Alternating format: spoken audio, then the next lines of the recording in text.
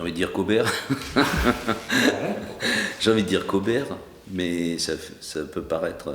non, c'est ce qui me vient, la première chose qui me vient à l'esprit. Comme mes initiales m'amusent toujours, évidemment, puisque c'est PC. Voilà. J'ai jamais été communiste, j'ai plutôt été trotskiste, mais quand même, le PC c'est important pour moi et c'est important pour l'histoire de France. J'ai des amis très proches artistiquement qui sont communistes. Puis j'ai une histoire avec les cocos, Aragon, grâce à Aragon, mais même avant, vient de mon amitié avec Charles Sylvestre, qui est qui est à la retraite maintenant, mais qui est l'ancien rédacteur en chef de l'UMA. Le cadre, le dessin des ancêtres, des parents de mon grand-père, qui étaient dans les Plumes et Duvet à Toulouse. Puis ça a été une famille bourgeoise, Cobert. C'est une famille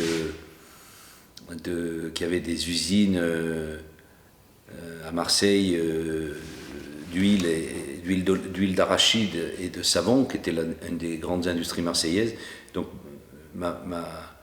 toute mon appartenance à la gauche révolutionnaire ou réformiste a quand même été une trahison, bon, classique quand même, mais de l'idéologie de cette famille, qui était franchement à droite, un peu trop même des fois, pas d'extrême droite du tout, mais quand même vraiment à droite, et donc voilà, donc ça c'est Cobert.